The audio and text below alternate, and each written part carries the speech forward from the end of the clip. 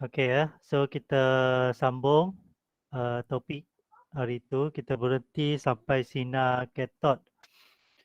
Okey, so sebelum pembelajaran sebelum ni kamu dah belajar dua benda ya. Sekejap saya present.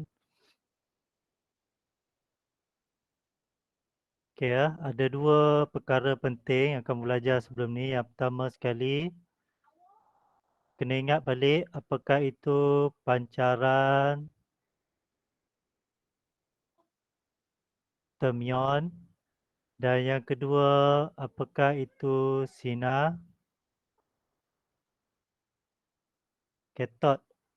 So ini dua benda yang kita belajar sebelum ni. Okey, so pancaran termion ni ingatlah ya, pembebasan elektron dari permukaan logam.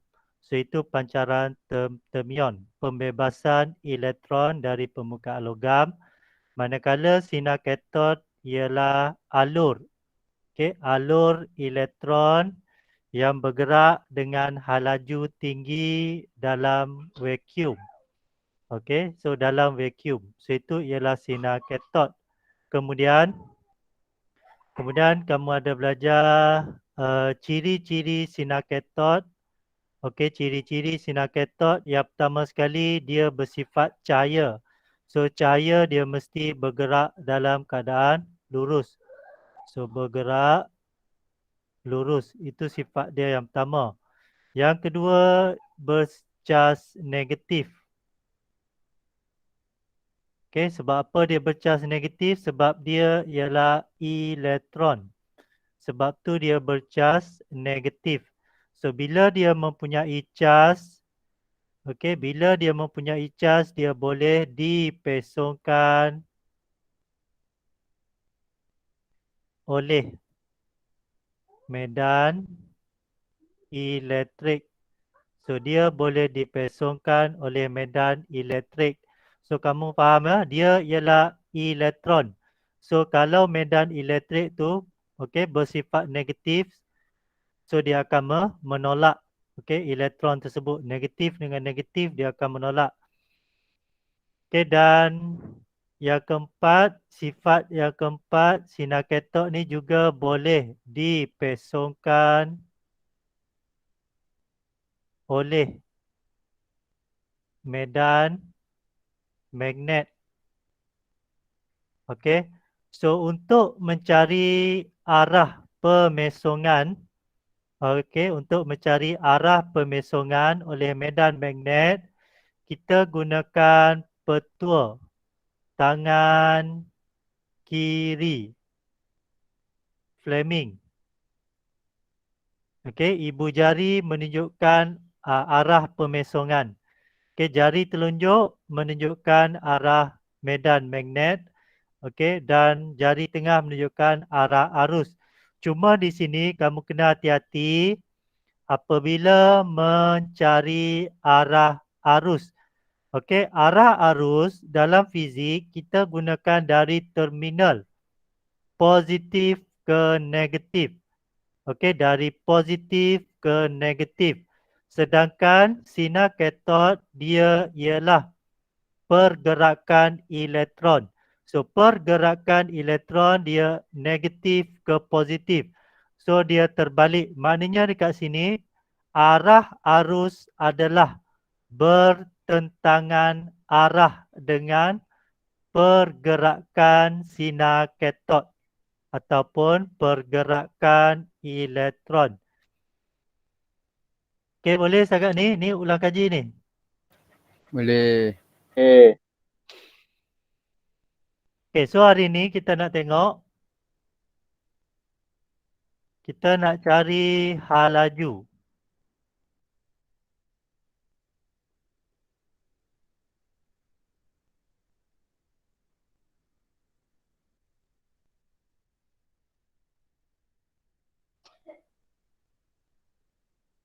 Okey, halaju elektron dalam tiub sinar katod.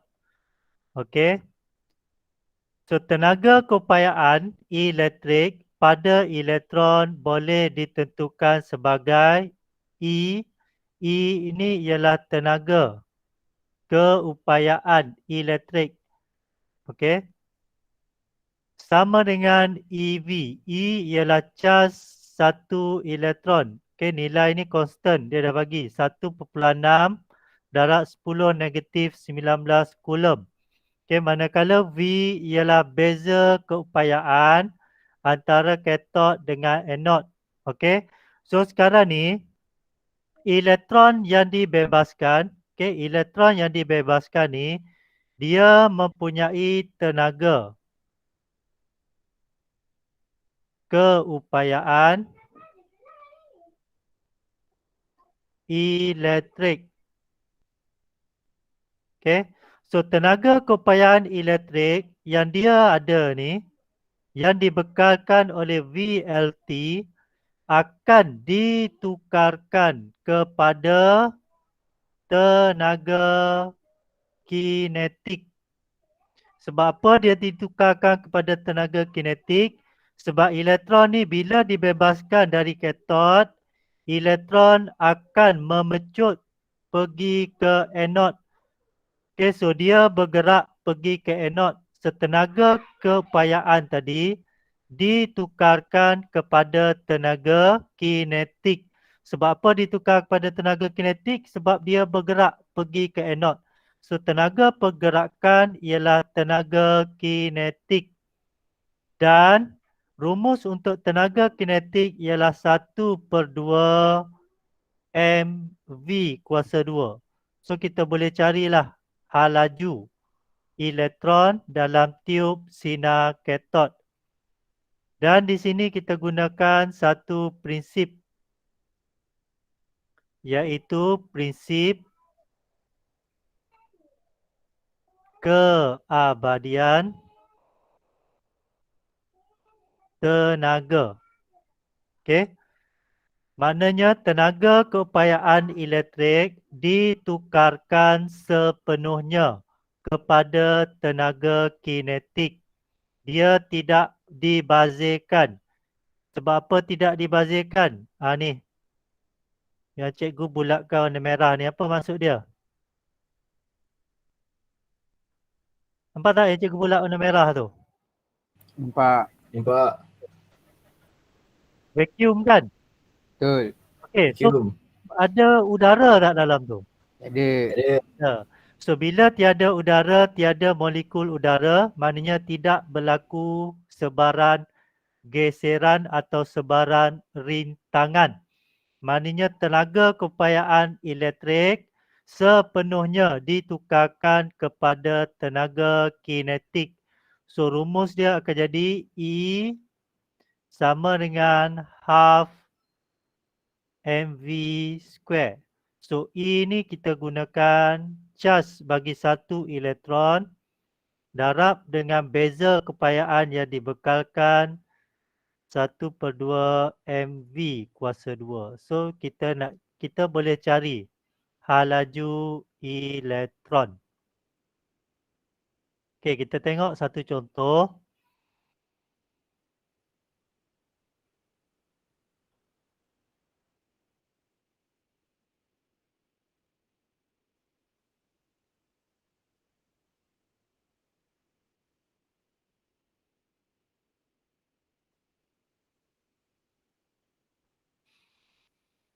Okey, ini satu contoh. Okey, apabila bekalan kuasa VLT 800 volt disambung merotasi kathod dan anode, berapakah hal laju elektron? Okey, apakah kesan ke atas hal laju elektron jika beza keupayaan digandakan sebanyak 4 kali? Okey, so kita nak cari hal laju elektron. So di sini kita ada EV sama dengan half mv square. So kita nak cari V yang ni. So kita susun balik persamaan, kita akan dapat 2 EV per dengan M punca. So 2 charge bagi satu elektron plus. Okay, beza keupayaan dia 800 bahagi dengan jisim 9.11. punca. Okey, cuba tekan kalkulator dapat berapa tu?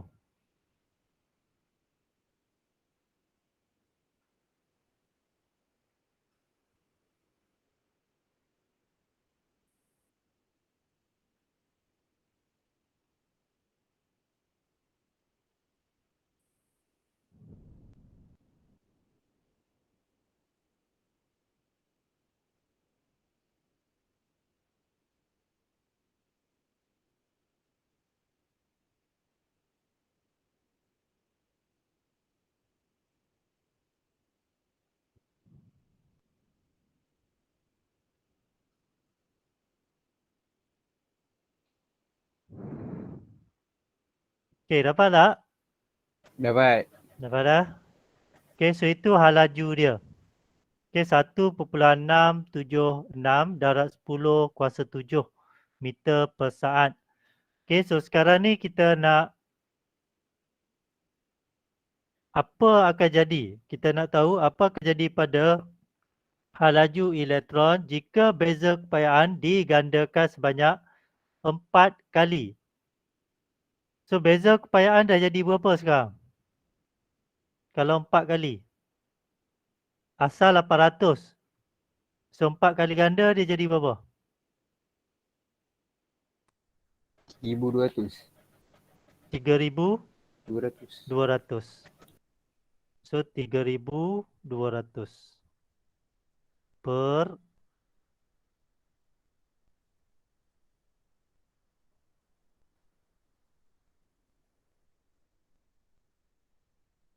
okey. Berapa dapat nilai V tu?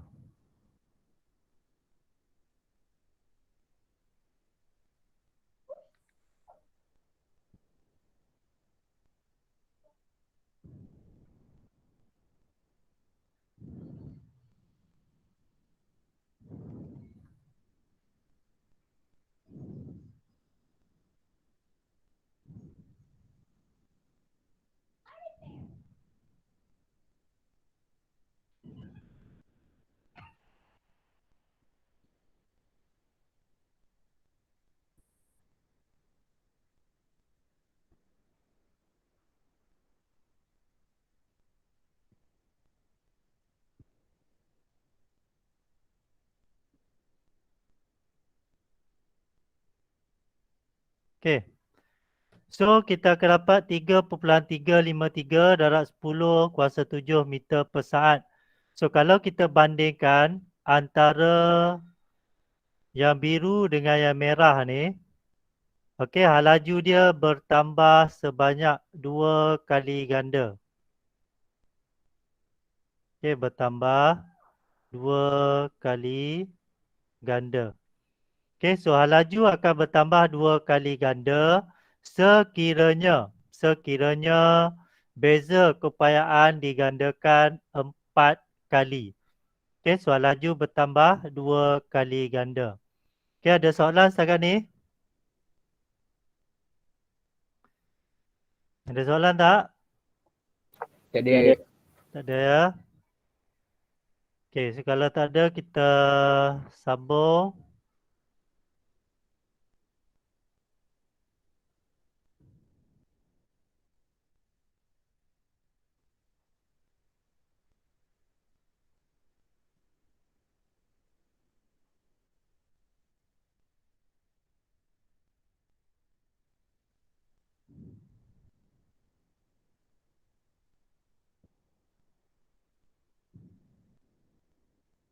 Okey, diode semiconductor.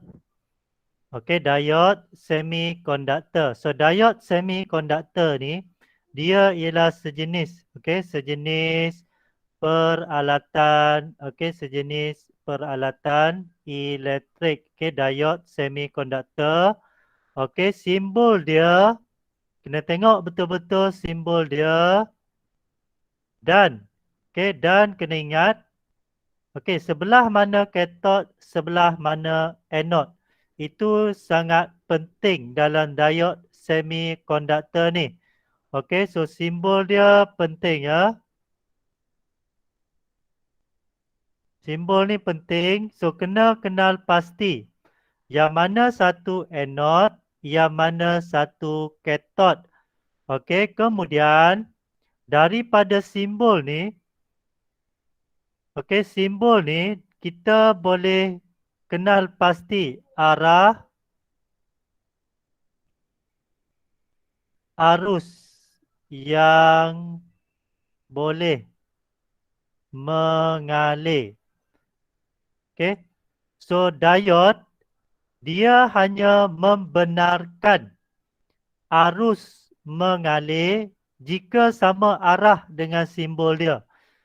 Jika bertentangan arah, dia tidak boleh, arus tidak boleh mengalir. So itu kepentingan diode. So diode dia membenarkan arus mengalir dalam satu arah sahaja. So kalau soalan tanya apakah itu diode, so kamu boleh tulis diode, ialah membenarkan arus mengalir dalam satu arah sahaja. Okey. So kalau arah arus bertentangan arah, so arus tidak dapat mengalir. Okey, so kalau kita tengok gambar rajah ini, dia bagi dua ni. Okey, so yang pertama sekali tengok pada sel kering. Kenal pasti mana bahagian positif. So ini bahagian positif dan ini bahagian negatif. Labelkan arah pengaliran arus. So arus keluar dari terminal positif. Okey, so tengok dia punya ni. Arah arus. Adakah sama dengan simbol tu? Sama. Sama. So bila sama, maknanya arus boleh mengalir. So mentol ni akan menyala. Okey. Untuk gambar rajah yang kedua, okey, labelkan arah arus. So ini arah arus.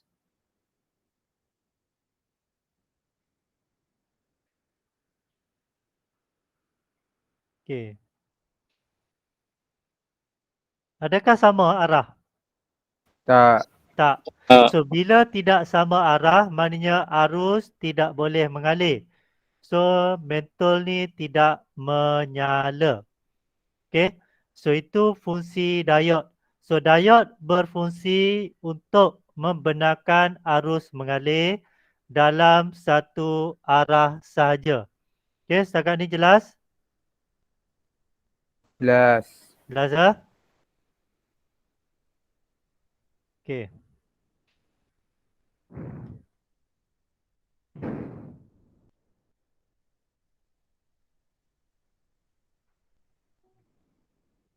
So macam mana diode tu boleh mengalirkan arus dan boleh menghalang arus?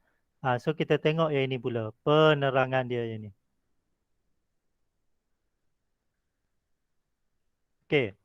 So diode semiconductor ialah komponen elektronik yang membenarkan arus mengalir dalam satu arah sahaja.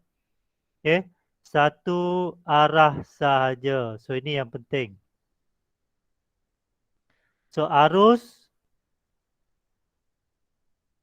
mengalir dalam satu arah sahaja. Okey. So diode dia ada dua situasi. Okey, ada dua situasi dalam diode. Yang pertama pincang depan dan yang kedua pincang songsang. Okey, pincang depan dan pincang songsang. So kita tengok apa itu pincang depan. Okey, pincang depan. Okey, apabila diode di pincang depan, lohong akan bergerak ke arah semikonduktor jenis N. Manakala elektron akan bergerak ke arah semikonduktor jenis P. Lapisan susutan menjadi nipis voltan simpang V merentasi lapisan susutan berkurang dan rintangan diod menjadi sangat kecil. Arus boleh mengalir melalui diod dan mentol akan menyala. Okey, so dekat sini diod dibuat daripada dua lapisan, iaitu P dan juga N. Okey, diod dia ada dua lapisan, iaitu lapisan P dan lapisan N. Lapisan P merujuk kepada perkataan positif. So, bila perkataan positif, maknanya pada lapisan P tu dia mempunyai banyak lohong. Okey, banyak ruang-ruang kosong. Okey, lohong tu maknanya ruang kosong. So, bahagian P dia positif, so dia mempunyai banyak ruang kosong, lohong. Seterusnya, bahagian N merujuk kepada negatif. Bahagian N merujuk kepada negatif. So, bila negatif, pada bahagian N tu mempunyai banyak elektron. Elektron bercas negatif. Okay, so bila banyak elektron pada kawasan tu, so dia akan menjadi kawasan N. Okay, negatif. Okay, boleh setakat ni? Boleh tak? Boleh. Boleh ya? Boleh. Okey. So, macam mana lohong tu dan juga elektron tu boleh bergerak. Okey. Yang pertama sekali kamu kena tengok pada bateri ni. Pada bateri ini ialah terminal positif dan ini ialah terminal negatif. So, pada dekat sini pun terminal positif dan di sini negatif. Okey. So, positif. Okey, positif pada sel kering, dia akan menolak lohong. Sebab apa dia tolak lohong? Lohong tu cas apa? Lohong cas apa tadi you cakap? Positif. Okey, lohong cas positif. So, positif dengan positif dia akan menolak. So, lohong ni akan bergerak. So, kalau kamu tengok anak panah ni, lohong akan bergerak mendekati ni. Simpang ni yang warna biru. So, warna biru ni kita panggil sebagai lapisan susutan. Okey, ini warna biru. Okey, warna biru ni lapisan susutan, border dia. So, inilah sempadan dia. So, untuk arus mengalir, dia mesti boleh melepasi lapisan susutan ni. Okay, mesti boleh lepas lapisan susutan ataupun dia punya longkang lah, senang cerita. Okey, untuk kamu faham, yang warna biru ni kamu anggap dia sebagai satu longkang. Okey, untuk kamu lompat. So, kalau kamu berjaya lompat, arus akan mengalir. Itu contoh analogi dia. Okey, kemudian pada bahagian negatif sel kering, dia akan bersambung dengan bahagian N. Negatif dengan elektron. Elektron cas apa? Negatif. Negatif.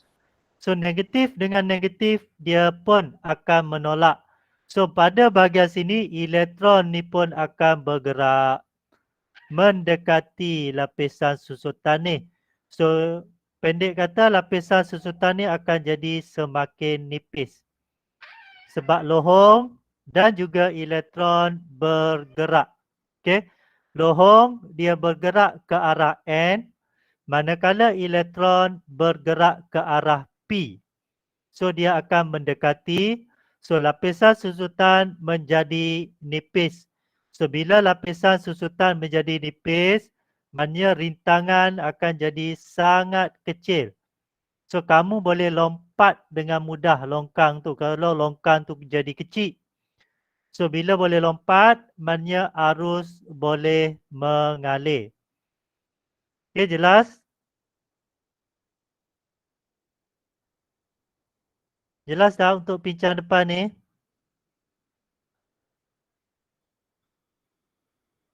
Jelas. Jelas. Okey, jelas ya? Okey, seterusnya. Yes. Okey. Untuk pincang songsang. Untuk pincang songsang, sama juga kita tengok sambungan dia. So, positif dekat sini. Positif terminal sel kering kat sini. So, sebelah sini akan jadi negatif. So, sambung negatif. So, ini pun akan jadi negatif kat sini. Sebelah sini dia akan jadi positif. Okey. So, kita tengok pada bahagian P dahulu. Dia disambungkan dengan terminal negatif. P itu ada apa? P ada lohong. Lohong cas apa? Positif. Okey, positif. So, positif dengan negatif, apa akan jadi? Tertarik. Okey, dia akan tertarik. So, dekat sini, lohong tertarik menjauhi lapisan susutan. Dia makin jauh dengan yang warna biru ni. So, tengok nak panah dia. So, lohong bergerak menjauhi lapisan susutan. Sama juga dengan elektron. Elektron bercas negatif. Dia disambungkan dengan terminal positif. So, positif dengan negatif, dia akan tertarik. So, elektron akan menjauhi, bergerak, menjauhi lapisan susutan. So, apa akan jadi pada lapisan susutan tu? Apa akan jadi? Jadi besar. Lebar. Jadi menjadi Lebar. lebar, menjadi lebih besar. Okey, so longkang tu akan jadi lebih besar. So, bila longkang lebih besar, maknanya rintangan pun sangat besar. So, bila rintangan sangat besar, arus tidak boleh mengalir. Arus berhenti mengalir dan mentol tidak menyala. So, ini kita panggil reverse bias ataupun pincang songsang. Okey? Ada soalan setakat ni? Ada soalan tak? Tak ada. Tak ada ya? Tak Okey. ada. So dekat sini kalau soalan tanya, biasa ni kertas 2 lah. Soalan tanya, terangkan macam mana arus boleh mengalir. So maknanya kamu kena terangkan pincang depan. Kalau soalan tanya, terangkan kenapa arus tidak boleh mengalir, kamu kena terangkan pincang songsang. So ada 4 poin di sini. Ini poin yang pertama, poin yang kedua, poin yang ketiga dan poin yang keempat. So kena ada 4 poin untuk dapatkan 4 markah. Okey. So poin yang pertama, cikgu ulang lagi sekali. Kalau pincang depan, poin yang pertama, lohong dan elektron akan bergerak mendekati lapisan susutan. Itu poin yang pertama untuk pincang depan. Okey. Poin yang kedua, lapisan susutan menjadi nipis. Poin yang ketiga, rintangan sangat kecil. Dan poin yang keempat, arus boleh mengalir. Okey, so kalau pincang songsang, poin yang pertama, lohong dan elektron bergerak menjauhi lapisan susutan. Itu poin yang pertama. Poin yang kedua, lapisan susutan menjadi lebar. Poin yang ketiga, rintangan sangat besar. Dan poin yang keempat, arus tidak mengalir. So, 4 poin tu kena ada untuk dapatkan 4 markah. Okey? Boleh ingat tak tu? Boleh. Boleh ya? Okey. So, ada nak tanya sekarang ni?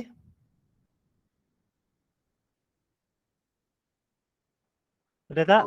Tak ada. Ya. Okey.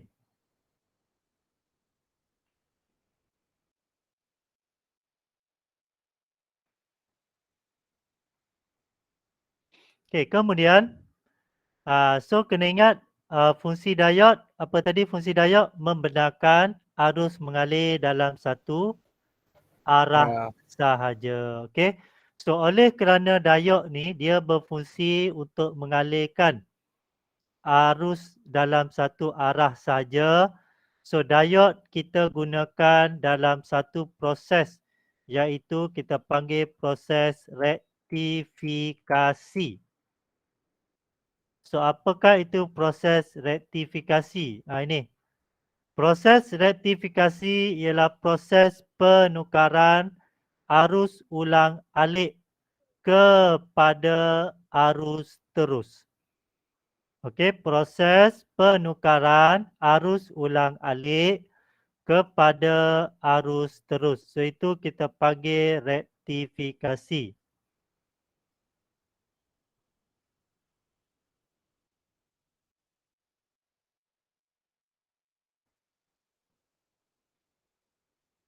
Okey.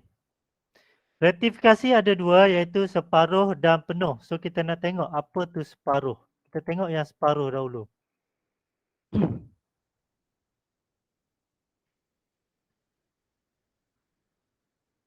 Okey, so ini yang separuh ya. So cikgu terangkan satu persatu. Okey, yang pertama cikgu terangkan yang kitaran pertama yang ni.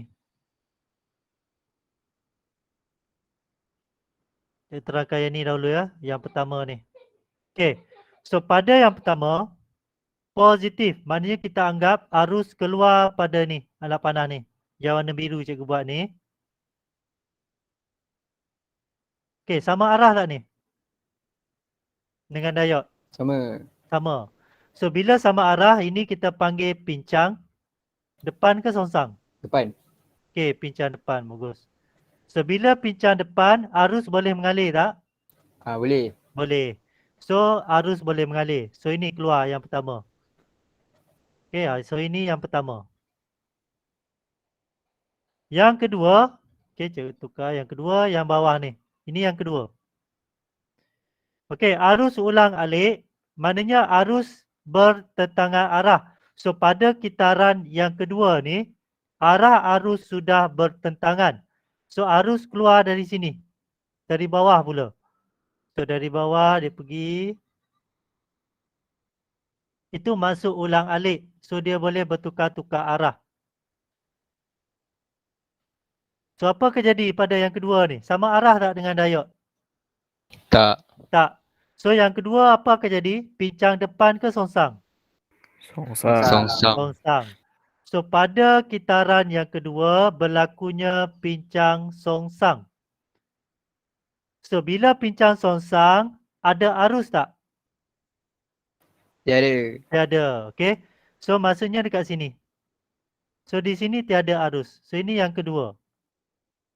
Okey, tiada arus.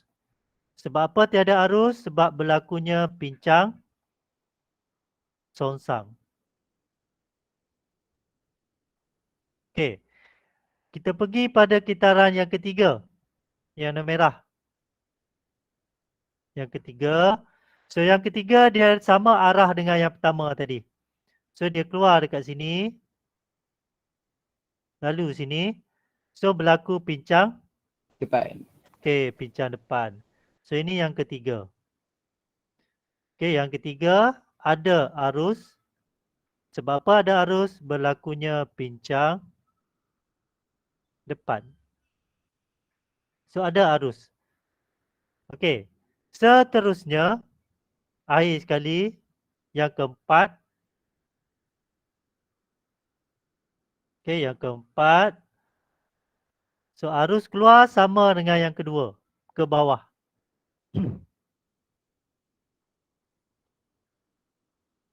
So lalu sini. So dia sama dengan yang kedua tadi. So berlaku pincang apa ni? Songsang. Okey, pincang songsang. So maknanya tiada arus. Arus. So sekarang ni arus hanya boleh mengalir pada kitaran 1 dan 3. 1 dan 3 ni sama arah. Ya, 1 dan 3 ni sama arah. 2 dan 4 arah dia berbeza dengan 1 dan 3. Okey, so arus berlakunya pincang songsang. So arus tidak boleh mengalir. Okey, arus terus.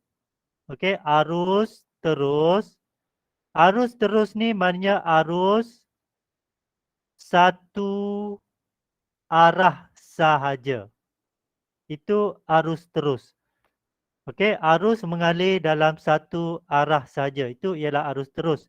So sebab tu kita panggil rektifikasi. Sebab apa? Hanya 1 dan 3 saja dibenarkan. 1 dan 3 ni sama arah, satu arah. So bila satu arah saja dibenarkan, so dia ialah arus terus. So ini kita panggil rektifikasi separuh, gelombang separuh. Sebab apa gelombang separuh? Siapa tahu? Sebab apa separuh? Cuba tengok sebelum. Ada berapa puncak gelombang tu? Ada 4. Selepas? 2. 2 saja. Sebab tu kita panggil separuh. Maknanya hanya separuh saja arus yang boleh mengalir. Separuh lagi tidak boleh mengalir. Ini rektifikasi gelombang separuh. Okey? Jelas? Jelas. Jelas. Okey.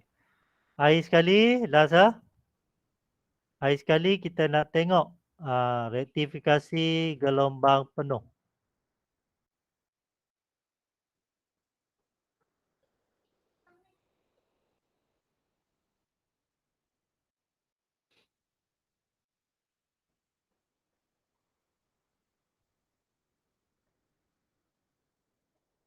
Okey. Rektifikasi gelombang penuh. Okey. So yang pertama sekali, okey, cikgu kena lukis gelombang input. Ini input Dan di sebelah sini cikgu buat output. So output ni yang kita nak tengok pada OSK ni. Okey, nanti masuk sekolah nanti kita boleh tengoklah. Okey. So untuk input kita gunakan ni. Sini simbol apa ni? Cikgu bulatkan warna hitam tu. Ni apa makna ni? Macam ni. Arus apa tu? Ulang alik. Okey, bagus. Ulang alik. So bila ulang alik, okey, so ada 1, 2, 3, 4. So ada 4 kitaran. So kita nak tengok kitaran positif. Positif yang ni, yang pertama ni. So kita nak tengok yang pertama dahulu. So arus keluar dari sini. Pergi ke sini. Kemudian, okey, untuk ada 2 simpang. Ada 2 simpang iaitu D1 dan juga D4. So arus dia pilih yang mana dia boleh lalu. Kalau dia pergi kepada D4, kamu tengok arah dia ni sama tak dengan diod? Tak. Tak. So dia tak boleh lalu. So buat apa dia pergi jalan situ? So dia ikut jalan yang dia boleh lalu iaitu D1. So dia lalu dekat D1. Okey, kemudian sampai di sini ada 2 simpang pula. Kalau dia pergi pada D4, D3, boleh lalu tak? Tak. Tak. Bertetangga arah kan? So Betul. dia ikutlah jalan ni. Jalan mana yang dia boleh lalu? Okay, so arah arus sekarang ni ke bawah. Yang ni kita tengok yang ni. Arus sekarang ke bawah. So lalu sini. Naik. Okay, ada 2 simpang. So dia akan lalu. Dah. Okay, D2. Balik semula ke tempat asal. Itu separuh yang pertama. Okay, kita pergi kepada yang kedua, yang negatif ni pula. Okay, yang kedua, yang warna merah ni. Negatif maknanya bertentangan arah. So tadi arus ke atas, sekarang arus turun ke bawah. Mula dari bawah macam ni. Okay, so ini yang kedua, negatif. So turun ke bawah, okay, dia lalu sini. Sampai di simpang, dia pilih nak D2 ke D3. So yang mana dia boleh lalu? D3. So dia lalu dekat D3. Sampai dekat simpang ni pun dia pilih. Nak ikut sini ke nak ikut D1. D1 tak boleh sebab bertetangga arah. So dia akan lalu lah ikut sini. Turun ke bawah. So arus turun ke bawah. Sama tak dengan yang atas ni? Arah arus. Sama. Sama kan? Sama. Okey, so bila sama, maknanya sama arah. So output yang kita akan dapat, ini yang pertama. Yang kedua pun akan dapat sama juga. Sebab apa dapat sama macam ni? Sebab dia sama arah. Sama arah dekat mana? Ni dekat R. Arus tu sama arah mengalir ke bawah dekat R. So untuk yang ketiga dia sama balik dengan yang pertama.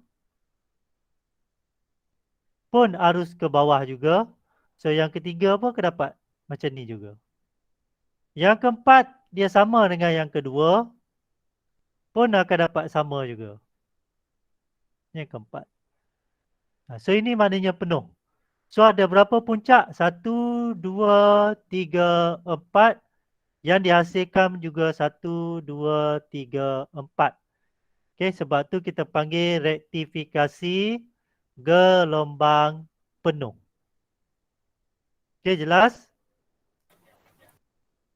Jelas. Jelas ha?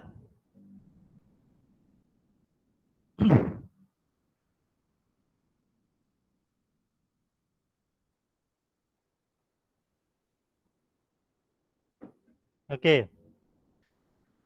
So, ya.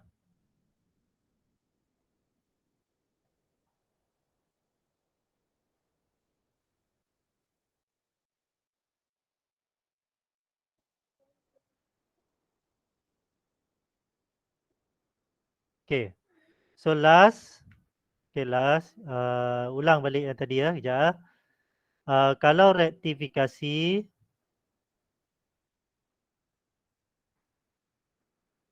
separuh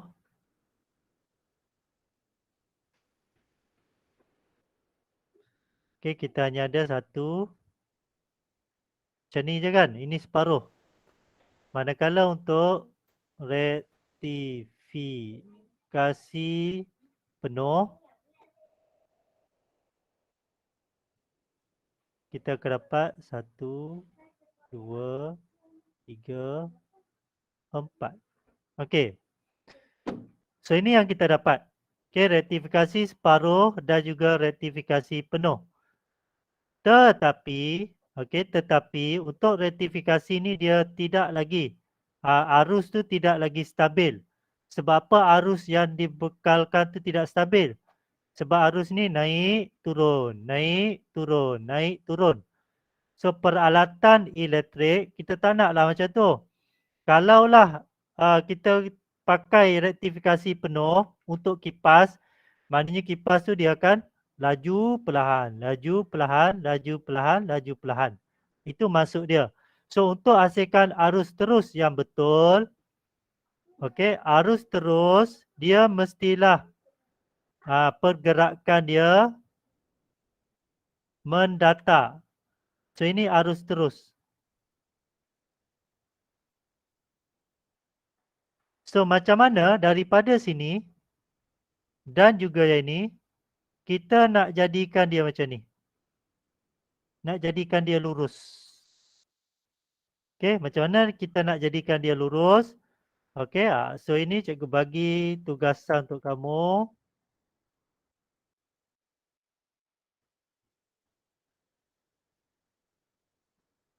Okey. Tengok dekat sini. Perataan. Okey, kita panggil perataan.